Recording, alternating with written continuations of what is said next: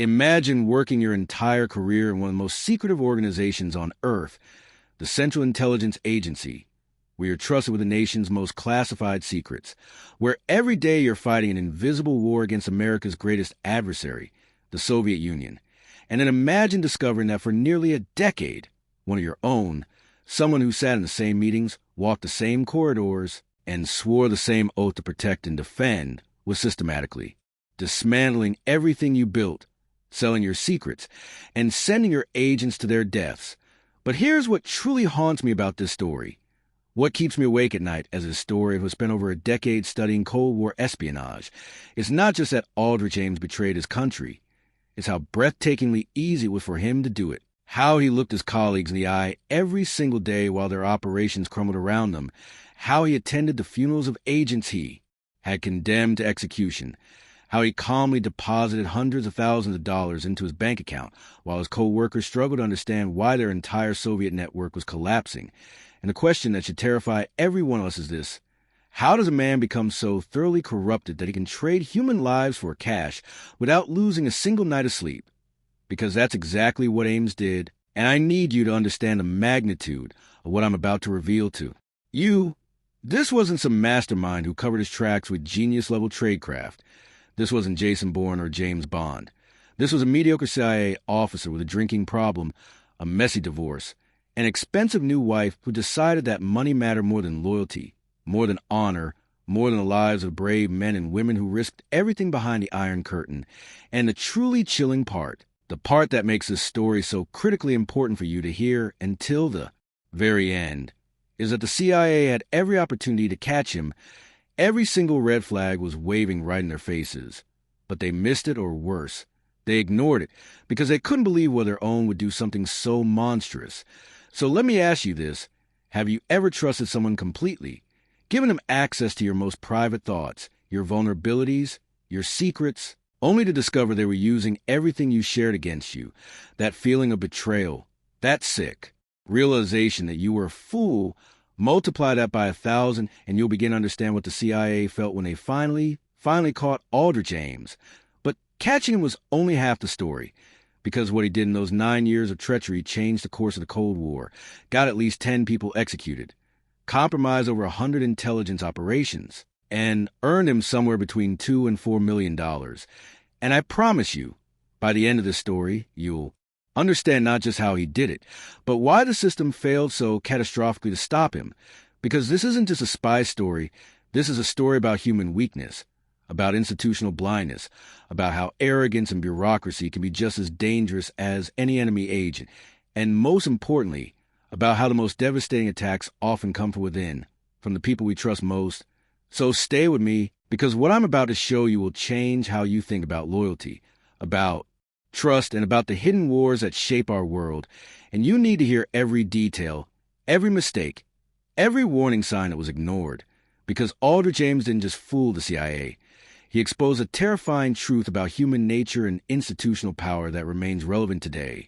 And that truth is something you deserve to know. What does it actually cost to betray your country? Not in money, but in blood, in lives destroyed, in families shattered. Because when Aldrich Ames walked into the Soviet embassy in Washington, D.C. in April 1985 and handed over a stack of classified documents, he wasn't just selling information. He was signing death warrants. And I need you to grasp the calculated coldness of what he did. Because this wasn't a moment of passion or ideology. This wasn't a man who believed in communism or thought. The Soviet system was superior. This was pure greed wrapped in a business transaction. And the product he was selling was human beings. Real people with families, with children, with dreams of freedom. And here's what makes my blood run cold as someone who has studied espionage for years. Ames knew exactly what would happen to these people. He had seen the intelligence reports. He understood Soviet methods. He knew that the KGB would torture them for information, parade them through show trials, and then put bullets in the backs of their heads. Yet he did it anyway, and not just once, but repeatedly, methodically, over the course of 9 years. He would meet with his Soviet handlers in restaurants, in parking garages, in safe houses, and each time he would bring more names, more operations, more secrets, and each time he would collect his payment like a businessman closing another deal. But let me tell you about the scale of destruction this one man caused, because numbers alone don't capture it. Though the numbers are staggering, he compromised more than 100 intelligence operations. He betrayed every single Soviet agent working for the CIA. Every single one. Imagine being a Soviet military officer who risks everything to pass information to America because you believe in democracy, because you want to stop the madness of the Cold War arms race, because you think your intelligence might prevent World War III, and then one day the KGB knocks on your door, because some CIA officer you've never met decided he needed a bigger house. At least 10 people were executed directly because of Ames. 10 human beings who trusted America to protect them. And their names deserve to be remembered. People like Dmitry Polyakov, a Soviet general who spied for America for decades and was considered one of the most valuable assets in CIA history, shot. Sergei Motorin, a KGB officer who provided critical intelligence about Soviet operations, executed. Valery Martinov, another KGB officer who warned the CIA about security threats, also executed. And these weren't just intelligence assets. These were fathers, husbands, sons, and Ames condemned them knowing full well what their fate would be. But here's what really reveals his character. After these men started disappearing, after the CIA began to realize they had a catastrophic problem, after it became obvious that someone was leaking information, Ames didn't stop. He didn't feel remorse. He didn't turn himself in. Instead, he actually volunteered to join the team investigating the mole. Can you imagine that level of audacity, of psychopathic detachment from reality? He sat in meetings where his colleagues desperately tried to figure out why their agents were dying, and he looked them in the eye and offered suggestions. He even helped write reports about the possible causes of the security breach, all while planning his next meeting with the KGB. And the money kept flowing. $50,000 here. $100,000 there. The Soviets paid him based on the value of what he provided, and apparently human lives were worth quite a lot. By the time he was caught, Ames had received approximately $2.7 million, though some estimates go as high as $4 million. And what did he do with this blood money? Did he hide it? Did he launder it carefully? Did he show any concern about being caught? No. He bought a house for cash, a $540,000 house in Arlington, Virginia. He drove a white Jaguar. He wore expensive suits. He paid for his wife's trips to Europe and South America with cash. He lived like a man who believed he was untouchable. And for 9 years, he was right. Because even as the evidence mounted, even as his colleagues began to suspect something was wrong, the CIA couldn't believe one of their own would do something so monstrous. And this is the part of the story that should make you question everything you think you know about institutional loyalty and organizational culture. Because the warning signs weren't subtle, they were screaming, but we'll get to that. Because first you need to understand the human cost. You need to feel the weight of what betrayal really means. Think about the families of those executed men, the wives who were told their husbands were traitors to the Soviet state, the children who grew up knowing their fathers died in disgrace, the friends and colleagues who were interrogated and suspected simply because they knew the victims. Ames destroyed entire networks of trust that took decades to build. He set back American intelligence operations by years, maybe decades. He gave the Soviets such a complete picture of CIA operations that they could manipulate what information America received, feeding disinformation and false intelligence that shaped policy decisions. And all of this, every single death, every compromise operation, every strategic setback, happened because one man decided that his comfort was more important than his duty. So I want you to ask yourself, what kind of person can do this? What happens in someone's mind that allows him to compartmentalize such evil, to go home to his wife, to celebrate holidays, to live a normal life while knowing that people are dying because of his actions?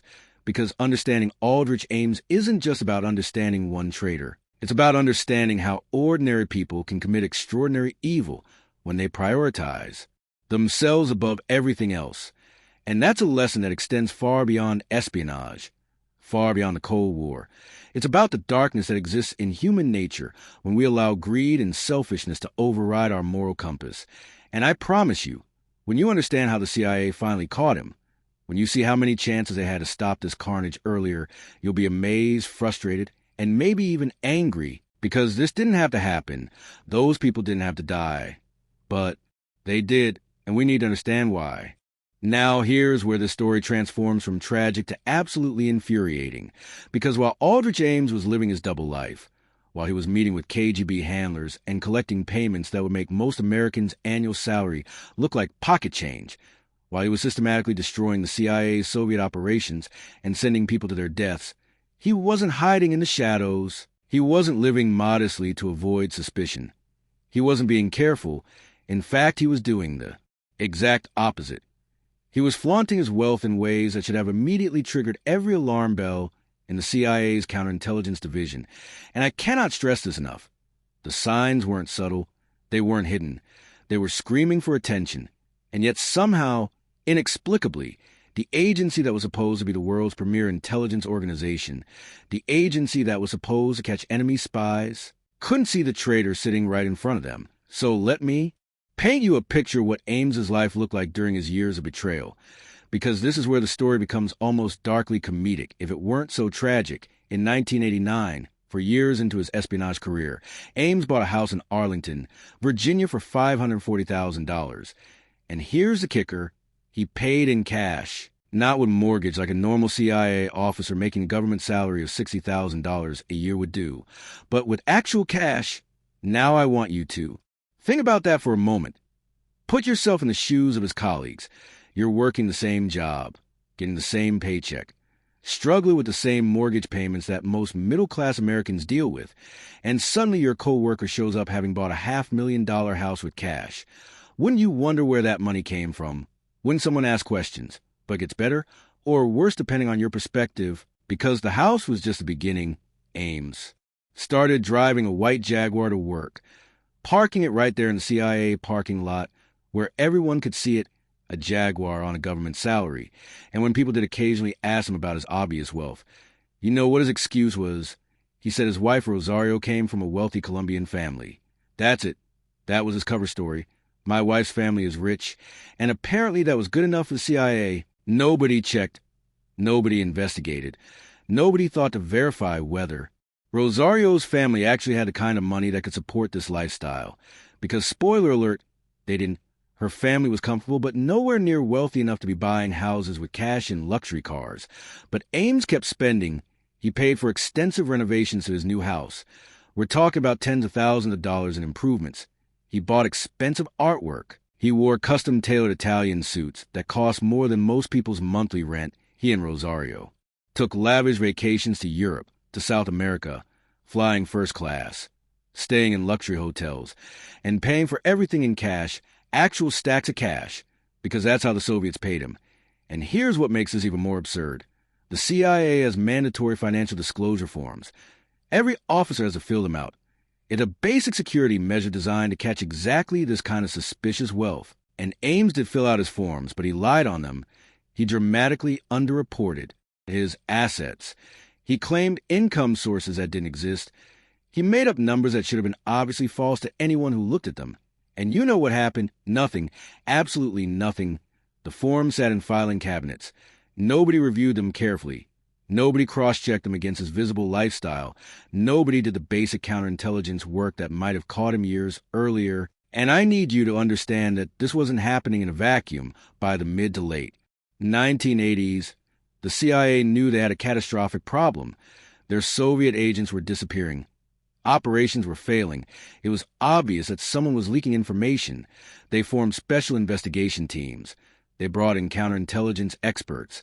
They reviewed everyone who had access to the compromised operations, and Aldrich Ames was on that list. He had access to everything that was being leaked. But even then, even when they were specifically looking for a mole, even when they had narrowed down the pool of suspects to a manageable number, his wealth didn't trigger serious investigation. And want to know why? Because Ames had something that protected him better than any tradecraft or counter-surveillance technique. He had institutional inertia and organizational arrogance working in his favor. You see, the CIA in the 1980s had a culture problem.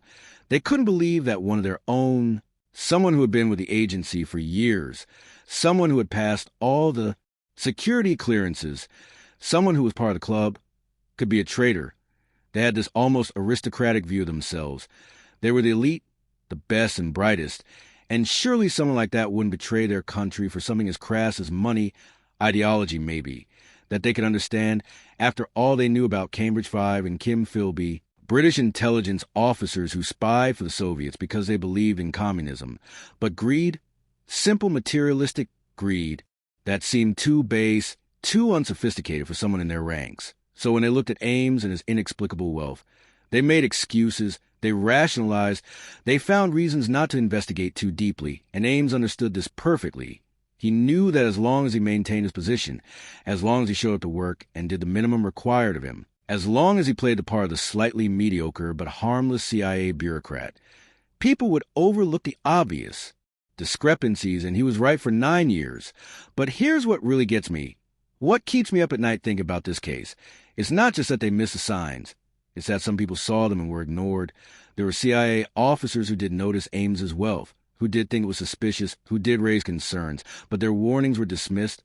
They were told they were being paranoid, or that there were innocent explanations, or that investigating a fellow officer without solid evidence would damage morale. And so the investigation kept focusing elsewhere. They looked at other suspects. They considered other possibilities.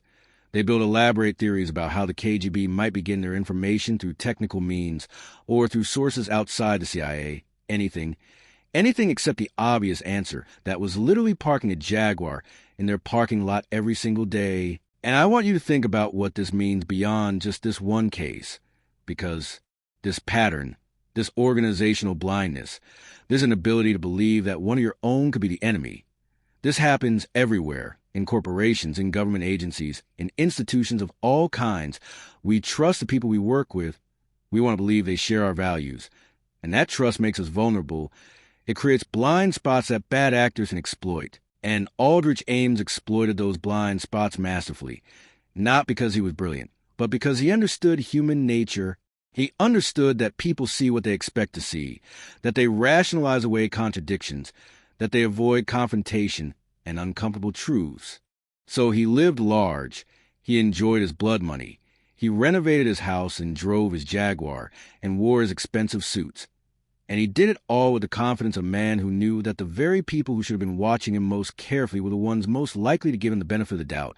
And for 9 years, as the bodies piled up, as American intelligence operations crumbled, as the KGB laughed at how thoroughly they had penetrated the CIA, Aldrich Ames lived like a king, protected not by cunning tradecraft, but by institutional dysfunction and misplaced trust. But nothing lasts forever, and when the walls finally started closing in, when the evidence became too overwhelming to ignore, when the CIA finally started asking the right questions, that's when the story reaches its conclusion. And I promise you, the way they caught him, the mistakes he finally made that brought him down, will show you that sometimes justice comes not from brilliant detective work, but from simple persistence and the inevitable reality that arrogance always leads to carelessness. The truth is that catching Aldrich Ames wasn't the result of some brilliant counterintelligence breakthrough. It wasn't a moment of genius detective work or a dramatic confession. It was a slow, grinding, frustrating process of finally doing what should have been done years earlier, actually investigating the obvious. And what finally triggered the serious investigation wasn't new evidence. It was a sheer mounting impossibility of ignoring reality any longer, because by 1991, 6 years into Ames's betrayal, the CIA had lost virtually every significant Soviet source. The coincidences had piled up so high that even the most trusting, the most institutionally loyal officers couldn't explain them away anymore. Something was catastrophically wrong, and they finally started looking serious at their own people. And this is where the story becomes a lesson in how persistence, basic investigative work, and attention to detail can eventually overcome even the most protected target. Because once the CIA actually started investigating Ames with real resources and real commitment, the evidence was everywhere. It was practically gift-wrapped. The investigation team, led by CIA officer Gene Vertefuel and FBI agent Leslie Weiser, started with a simple premise. Follow the money. Because while ideology is hard to trace and personal motivations can be hidden, money leaves a trail. It has to go somewhere. It creates records. And Ames had been spectacularly careless about his money. So they subpoenaed his bank records.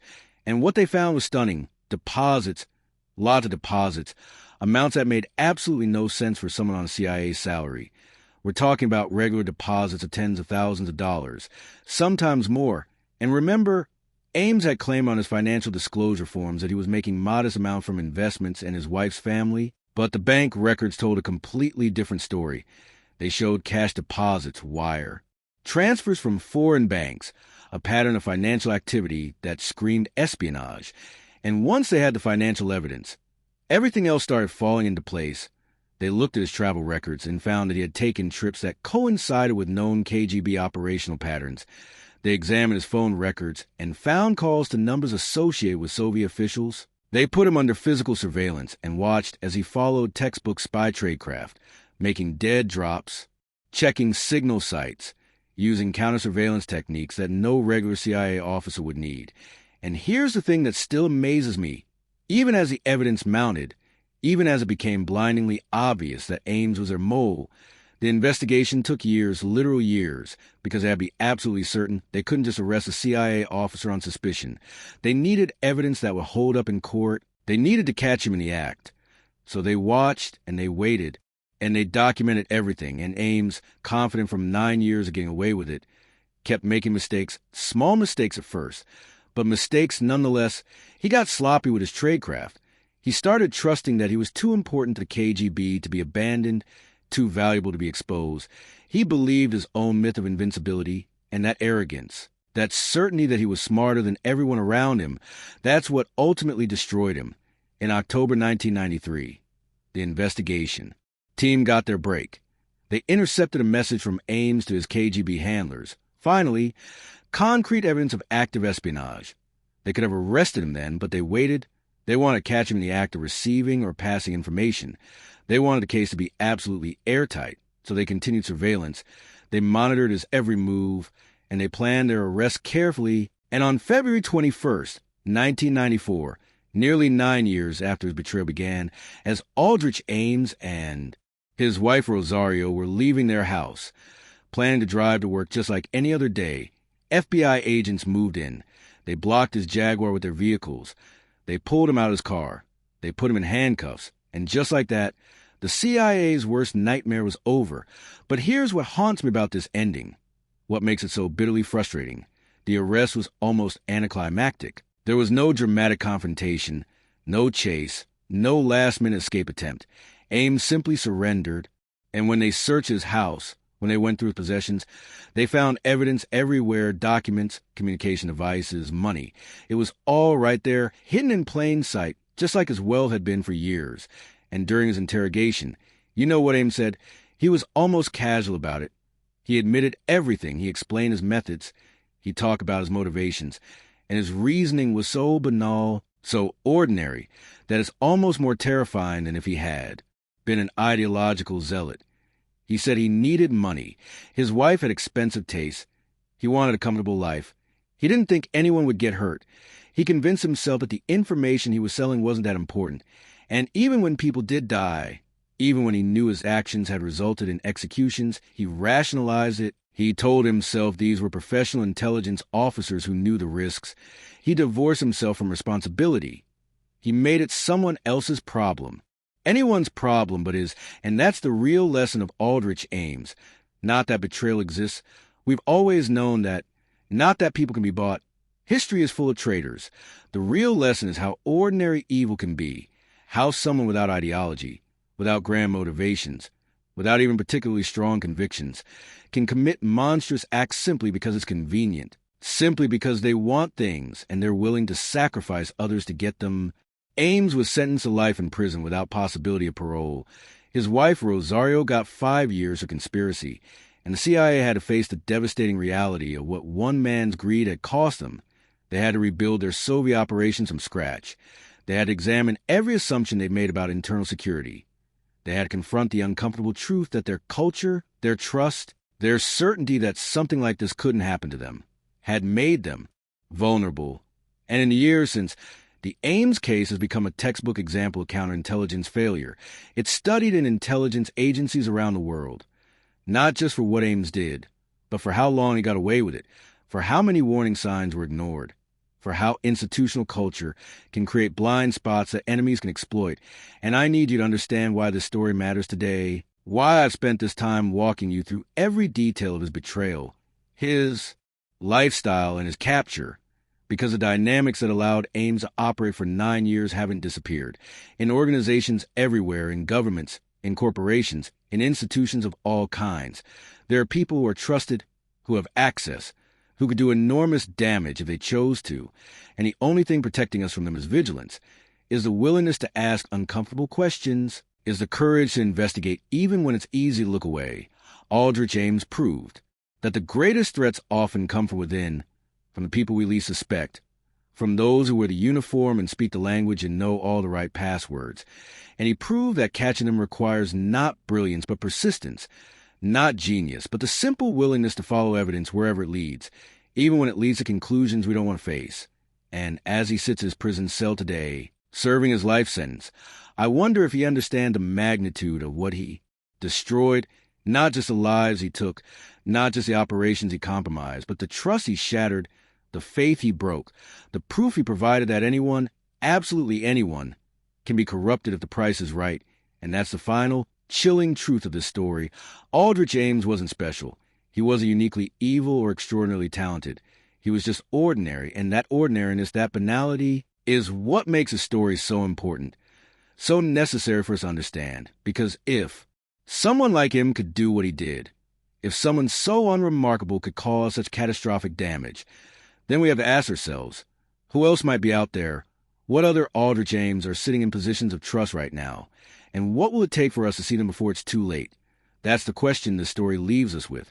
And it's a question that deserves our continued attention, our vigilance, and our refusal to ever again assume that betrayal is something that only happens to other people in other places. Because Aldrich Ames taught us that it can happen anywhere, to anyone, and the cost of ignoring that lesson is measured in lives.